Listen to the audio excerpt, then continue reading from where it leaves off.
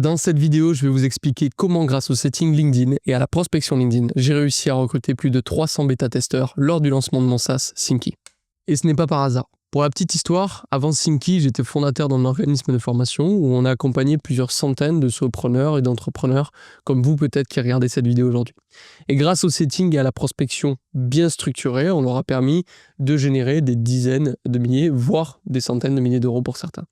Moi-même, à l'époque, quand je me suis lancé avec mon propre business, j'ai généré plusieurs centaines de milliers d'euros uniquement grâce au setting. À l'époque, c'était sur Instagram. Dans cette vidéo, je vais donc répondre à toutes les questions que je reçois en permanence. Comment automatiser intelligemment, comment envoyer les premiers messages, comment structurer ces listes de prospects, comment éviter le spam et surtout, comment créer un système qui fonctionne vraiment. Parce qu'aujourd'hui, tout le monde parle du setting, mais très peu de personnes le maîtrisent réellement.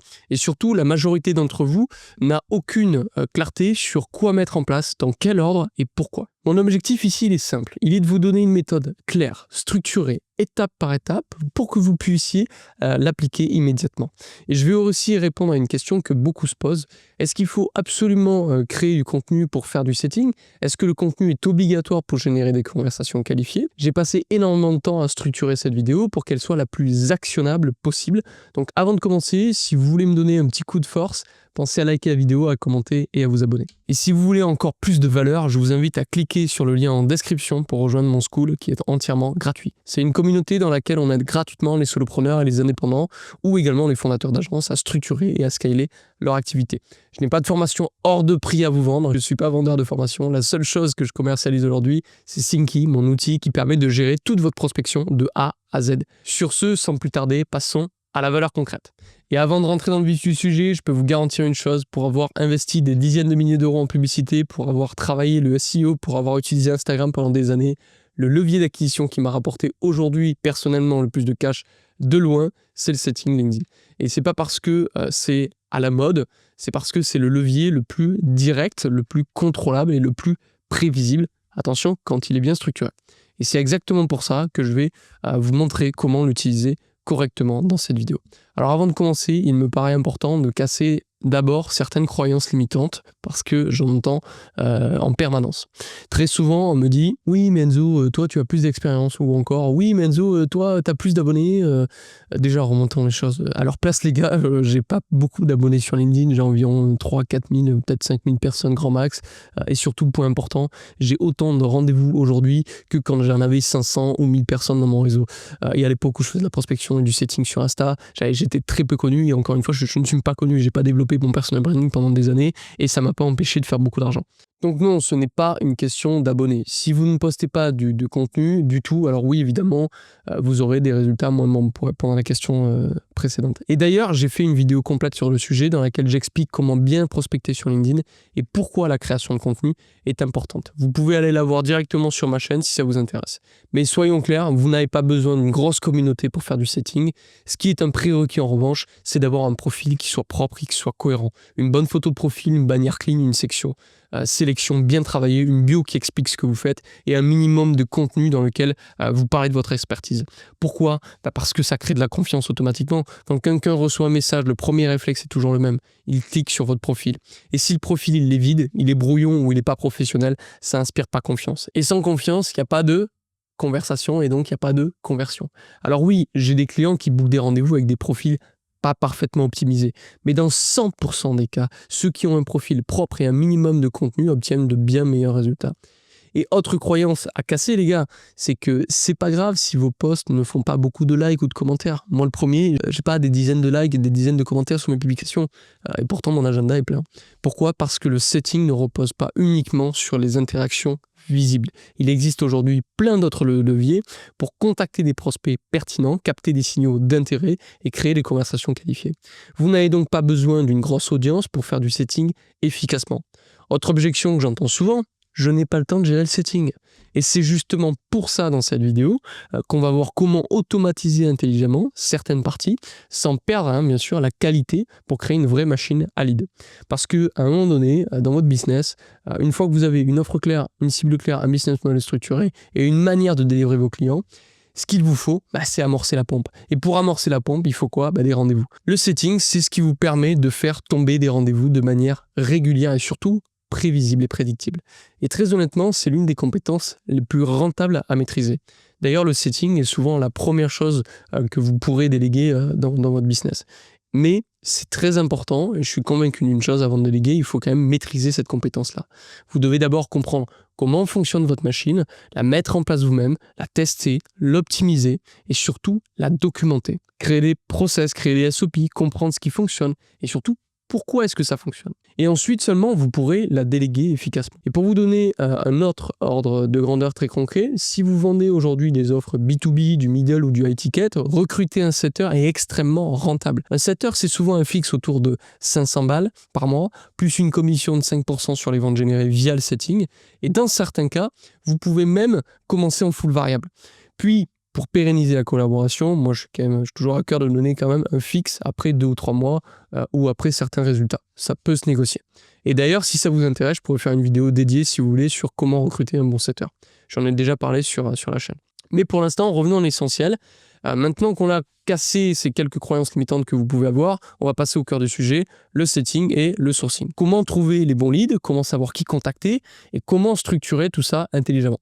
Donc on y va sans plus tarder. Donc maintenant, on rentre dans le cœur du sujet. La première chose la plus importante, le nerf de la guerre, c'est donc le lead sourcing. Comment est-ce que vous faites pour sourcer des leads B2B qui sont réellement dans votre cible? Et je préfère être très clair tout de suite, dans cette vidéo, on ne va pas parler de comment optimiser une liste Sales Navigator classique. Et on ne va pas commencer par de la prospection à froid. Pourquoi? Parce que l'objectif du setting, c'est pas de contacter des gens au hasard. L'objectif, c'est de contacter des personnes qui montrent déjà un intérêt. Et je le dis souvent et je le répète ici, prospecter à froid, c'est toujours plus dur. Ça demande plus d'efforts, plus de volume, plus de relance, et les taux de réponse sont toujours plus faibles. Alors oui, il existe plein de méthodes pour performer à froid, mais quand vous démarrez, ça n'a aucun sens de commencer par là. Alors que vous avez déjà sous les yeux des leads chauds et tièdes, qu'il faut d'ailleurs aller taper. Donc ce que je vais vous montrer ici, ce sont des méthodes de sourcing intelligentes pour construire une machine à lead qui capte des signaux d'intérêt.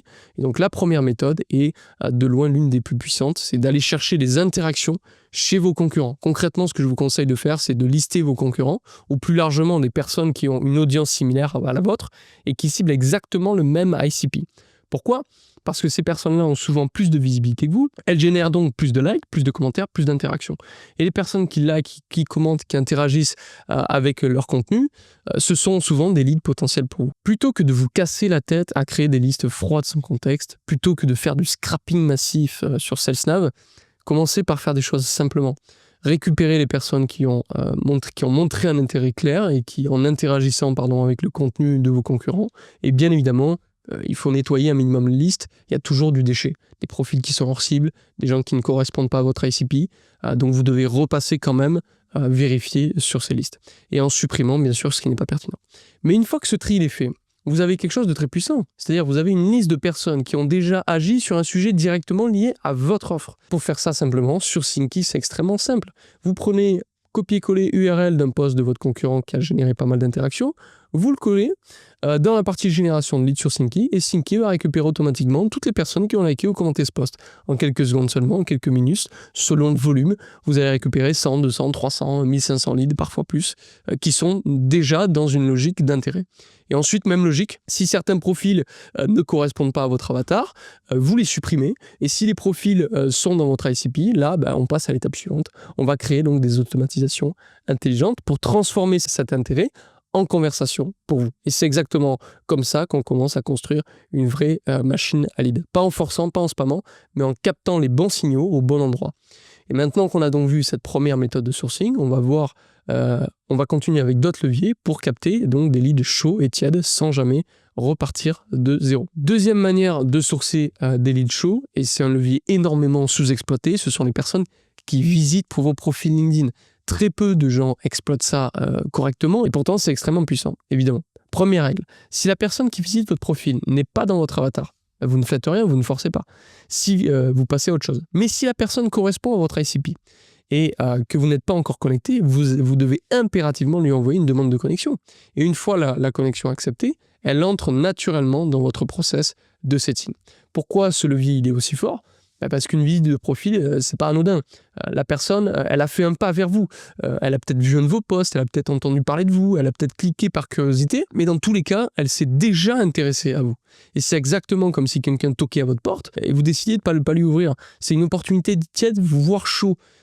Que beaucoup de personnes laissent malheureusement aujourd'hui passer sans même s'en rendre compte. Pareil, quand quelqu'un visite votre profil, la probabilité qu'il accepte votre demande de connexion et qu'il réponde à votre premier message, elle est bien plus élevée que sur une approche qui est totalement froide. Donc la vraie question, c'est pas est-ce que ça marche, la vraie question c'est pourquoi vous aujourd'hui vous n'exploitez pas encore ce levier. Si vous voulez construire une machine à lead qui soit efficace, vous devez impérativement intégrer les visites de profil dans votre sourcing. C'est simple, c'est logique et extrêmement rentable. Et maintenant qu'on a vu effectivement ce levier, on va continuer avec d'autres méthodes pour capter encore plus de signaux d'intérêt, sans jamais, bien sûr, encore une fois, tomber dans le spam. Donc, troisième levier, et lui aussi, il est énormément sous-exploité. Beaucoup de personnes cherchent en permanence des leads tièdes ou froids, alors qu'en réalité, ils n'ont même pas encore exploité leur propre réseau LinkedIn. Encore hier, j'étais au téléphone avec un client Sinki, qui effectivement me demandait de construire une campagne à froid, me demandait des conseils, mais il n'a même pas eu des conversations avec effectivement les ICP, donc ce sont des prospects qui sont dans son réseau LinkedIn et il n'a jamais eu de conversation avec eux. Donc soyons honnêtes une seconde, est-ce que vous êtes aujourd'hui sûr à 100% d'avoir déjà contacté toutes les personnes de votre réseau qui correspondent à votre ICP? Dans 99% des cas, la réponse est non. Et pourtant, votre réseau LinkedIn, c'est déjà un vivier d'opportunités. C'est d'ailleurs pour ça que chez Sinki, puisqu'on l'a compris, dès que vous créez un compte, on récupère automatiquement votre réseau de premier degré et également vos followers pour vous générer une liste qui puisse être exploitable. Pourquoi on fait ça? Parce qu'on veut vous inciter à engager des conversations avec les personnes que vous avez déjà choisi d'avoir dans votre réseau et qui correspondent à votre ICP. Et quand vous développez votre réseau LinkedIn, normalement, vous cherchez à construire un réseau de qualité. Et un réseau de qualité, c'est quoi? C'est un réseau dans lequel il y a votre ICP. Alors bien sûr, dans votre réseau, il y a toujours des amis, des confrères, des consoeurs, des partenaires, des comptes que vous suivez, mais très souvent, globalement, il y a aussi beaucoup de personnes qui sont réellement dans votre cible. Donc, même logique que précédemment, vous nettoyez la liste, les profils qui ne sont pas votre avatar, vous les supprimez, les profils qui sont dans votre ICP, vous les gardez, et là, il se passe quelque chose de très intéressant. Sur votre réseau premier degré, il n'y a aucune limite, puisqu'on n'envoie pas une invitation pour les contacter. Donc, il n'y a pas de contrainte d'acceptation. Donc, vous pouvez envoyer des messages directement. Concrètement, vous pouvez envoyer 50, 80, 100, 150 messages par jour sans problème. Donc évidemment, inutile d'aller au-delà de 100, 150 messages par jour, sinon ça devient contre-productif. Mais comparez ça à la prospection classique sur LinkedIn, où on a une limite de 27 invitations par jour envoyées, où on a un temps d'acceptation, là on n'a pas de friction. Donc vous êtes complètement débridé. Prenons un exemple très simple, vous avez un petit réseau de 1000 personnes, soyons pessimistes, disons qu'il y ait seulement 50 personnes ou 30%, 30% qui correspondent à votre ICP, ça fait quand même 500, 300, entre 300 et 500 personnes avec lesquelles vous pouvez engager une conversation dès aujourd'hui ou en tout cas dès cette semaine. Et il y a de très fortes chances que sur 300, 500 personnes, vous puissiez quand même caler un nombre significatif de rendez-vous. Et plus vous développez votre réseau intelligemment, plus ce levier devient puissant, plus de connexions qualifiées, plus de conversations pertinentes, plus d'opportunités et donc plus de rendez-vous. Et c'est pour ça que l'exploitation du réseau de premier degré, c'est un pilier fondamental de toute machine de setting. Et maintenant qu'on a vu ce troisième levier, on va continuer selon moi avec l'intent le plus qualitatif de tous, c'est les personnes qui vous demandent en connexion. Beaucoup ont des listes interminables de demandes de connexion en attente qui n'acceptent jamais, ou alors ils acceptent, mais ils n'envoient aucun message derrière. Et pourtant, c'est l'intent le plus fort possible. Pourquoi? Parce que les personnes qui vous demandent en connexion, elles font un pas, encore une fois, vers vous.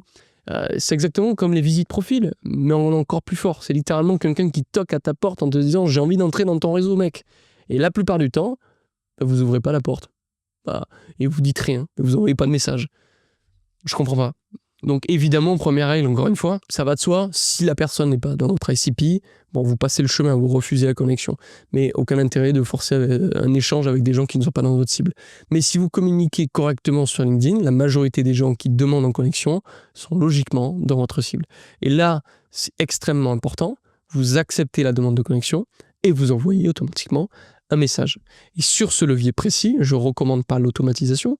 Pourquoi? Parce que c'est l'intent le plus qualitatif. Donc ce sont des personnes qui ont choisi de rentrer dans votre réseau. Donc ici, l'objectif, c'est de faire de l'ultra personnalisé, un message simple, humain, contextuel.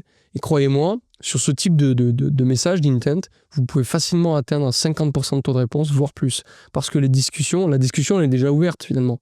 Et ensuite, il y a un autre levier très proche de celui-ci aussi, mais qui est très mal exploité, ce sont les nouvelles connexions. Beaucoup d'entre vous lancent des campagnes d'invitation automatisées, des gens acceptent, entrent dans leur réseau, mais derrière, aucun message, aucune conversation, rien. Donc résultat, vous développez un réseau, mais vous jetez des opportunités à la poubelle. Moi, ce que je fais, ou ce que fait mon setter, c'est très simple. Une fois par semaine, il va dans l'onglet Relations, Nouvelles relations, et il regarde toutes les personnes qui sont récemment entrées dans mon réseau, et je me pose une seule question. Est-ce que j'ai déjà eu une conversation avec cette personne ? Bien sûr, je filtre. Si je supprime celles, encore une fois, qui ne sont pas dans mon ICP, mais pour toutes celles qui sont dans ma cible et avec lesquelles je n'ai jamais échangé, je prends contact. Et que ça soit à la main ou via une automatisation bien pensée, le but, il est toujours le même, il est simple. C'est pas de laisser mourir des leads qui sont déjà qualifiés. Et enfin, dernier levier à intégrer dans cette logique, les personnes qui like ou commentent vos posts LinkedIn. Ça aussi, c'est un signal extrêmement fort. Et aujourd'hui, avec Synki, vous pouvez automatiser ça hyper simplement, très simplement. Vous pouvez paramétrer une campagne sur un post précis et dire tiens, si une personne like ou commente ce post, mais qu'elle n'est pas encore en réseau avec moi, alors je lui envoie une demande de connexion et ensuite un premier message. Et ensuite, selon votre stratégie, soit vous automatisez premier message, soit vous préférez gérer le premier message à la main pour garder un maximum de personnalisation. Mais dans tous les cas, l'objectif il est toujours le même. Ne pas laisser passer des signaux d'intérêt évidents. Et toutes ces méthodes ont un point commun. Elles ne reposent pas sur du hasard, elles reposent sur de l'intent. Et plus vous structurez votre sourcing autour de l'intent, plus vos conversations deviennent faciles, deviennent naturelles et sont qualifiées. Et c'est exactement comme ça qu'on construit une vraie machine de setting. Maintenant que vous avez bien compris qui contacter, comment prioriser et créer des listes de leads basées sur l'intent, donc sur des signaux réels, il y a un élément absolument clé pour obtenir des conversations de qualité et surtout pour transformer ces conversations en rendez-vous, c'est le copywriting. Et quand je parle de copywriting ici, je parle surtout de deux choses. Le premier message et la manière de mener la conversation. À ce stade, vous avez plusieurs options. Il y a effectivement pas une seule bonne manière de faire. Tout dépend de votre temps, de votre organisation, de votre niveau de maturité ou aussi au niveau business. Première option, vous ne voulez pas recruter de setter pour le moment, vous voulez gérer les conversations vous-même, mais vous ne voulez pas passer du temps à envoyer les premiers messages. Dans ce cas, vous pouvez automatiser intelligemment l'envoi du premier message, à partir d'un déclencheur précis, bien sûr. Par exemple, dès qu'une personne vous demande en connexion LinkedIn, vous l'acceptez automatiquement et vous lui envoyez un premier message. Ou encore, dès qu'une personne like ou commente, interagit avec l'un de vos posts et qu'elle n'est pas encore dans votre réseau, tac, elle entre dans une campagne Synki. Tout ça, ça peut être automatisé proprement, sans spam, à partir de signaux clairs. Deuxième option que vous avez du temps, ou vous avez un setter et vous voulez faire du setting manuel ultra personnalisé. Dans ce cas, vous pouvez travailler directement depuis Synki sans passer par la messagerie LinkedIn et sans ouvrir 15 onglets, sans vous disperser. Vous avez vos listes de leads sous les yeux, vous passez d'un profil à l'autre très rapidement. L'IA vous fait des résumés de profil, vous avez en un clin d'œil le lien pour voir le profil de la personne. Résultat, vous gagnez énormément de temps et vous pouvez personnaliser vraiment vos messages. Et là, soyons clairs, si vous choisissez la personnalisation, faites-le vraiment, personnalisez vraiment jusqu'au bout. Sinon, autant lancer une campagne automatisée. Surtout maintenant avec des variables et on a plein de possibilités en automatique de pouvoir quand même avoir une personnalisation à grande échelle. Il n'y a pas de bon ou mauvais choix entre automatisation et personnalisation. Plus c'est personnalisé, plus le taux de réponse sera élevé, tout simplement. Mais plus c'est personnalisé, plus ça vous demande du temps. Donc c'est un arbitrage qu'il faut avoir, et là c'est à vous de voir. Maintenant, on va parler du premier message, parce que le premier message n'a qu'un seul objectif, c'est obtenir une putain de réponse. Pas de vendre, pas de closer, pas de booker un appel, juste obtenir une réponse. Donc si vous personnalisez, commencez toujours par un icebreaker sincère, un élément que vous avez réellement vu sur le profil de la personne, un post, une bannière, un parcours, une actu, quelque chose de simple mais de réel. L'objectif c'est que la personne se dise ok, bon, ce message il ne peut pas être automatisé. Et ensuite, vous posez-vous une question claire, courte, pertinente au prospect. Et si vous faites bien ça, vous pouvez atteindre des taux de réponse entre 50 et 80%. Une fois que la personne elle répond, bon, bah là la conversation est ouverte et là votre rôle il change. Vous n'êtes pas là pour faire copain-copain non plus. On est sur LinkedIn, c'est un réseau pro. Vous n'êtes pas là pour faire copain-copain pendant 20 messages. Même si, bien sûr, vous devez être humain, sympa, utiliser l'humour, envoyer des vocaux.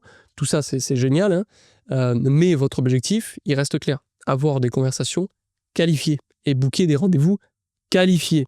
Donc pour ça, vous devez poser des questions ciblées, comprendre la situation de la personne et ce qu'elle fait, s'intéresser sincèrement à ton prospect pour créer de la confiance et une réelle conversation. N'essayez pas de vendre direct encore une fois. Puis poser des questions pour mieux comprendre leur ambition, leur élément de différenciation, leur situation désirée. Qu'est-ce qui fait qu'ils ne sont pas encore dans la situation qu'ils désirent? Et si vous pensez que votre offre est le bon véhicule, mais sincèrement, qu'il est le bon véhicule pour les transporter de leur situation initiale à leur situation désirée, alors là, tu vas creuser sur le problème que ton prospect rencontre. Et quand le prospect verbalise, à l'écrit bien sûr, et témoigne qu'il rencontre ce problème et que ce problème, il est important pour lui, à ce moment-là, la suite, elle est logique. Soit vous proposez directement un appel, un échange simple, sans pression, autour d'un café virtuel par exemple, soit, si vous voulez renforcer la confiance, vous pouvez envoyer une ressource, une vidéo, un PDF, un contenu YouTube, un e-book, comme vous voulez. Personnellement, moi j'utilise beaucoup ma chaîne YouTube et des ressources que j'ai pu créer, mais si vous n'avez rien de tout ça, c'est pas bloquant, il n'y a pas de problème. Vous pouvez très bien proposer un appel directement pour parler de son problème. Et ensuite, là, à vous de jouer sur la partie closing, sur la partie vente, soit un premier rendez-vous de qualification, puis un second au niveau du closing, soit un rendez-vous unique. Et si votre offre s'y prête, vous pouvez vendre direct. Mais tout commence ici.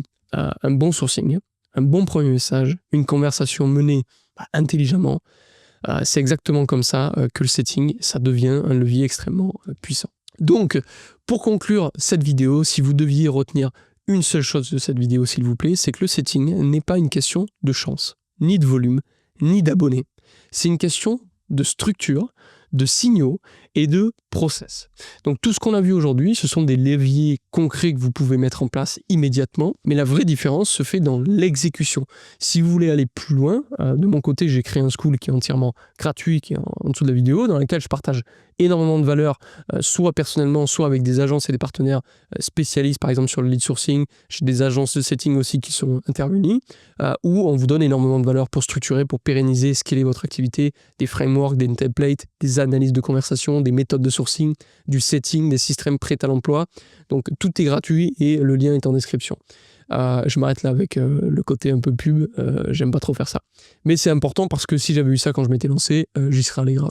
Donc si vous voulez gagner énormément de temps pour mettre en pratique tout ce qu'on a vu aujourd'hui, je vous invite aussi à tester Synki gratuitement pendant 14 jours. Synki, pour rappel, c'est l'outil de prospection tout en un qui vous permet de transformer vos leads en conversations qualifiées, de lancer des campagnes, des séquences intelligentes et de centraliser toute votre prospection au même endroit. Donc encore une fois, le lien est juste en dessous de la vidéo, à vous de jouer. Et puis si simplement toute la valeur que je vous ai partagée aujourd'hui vous a aidé, likez, abonnez-vous et partagez. Merci beaucoup, ciao ciao.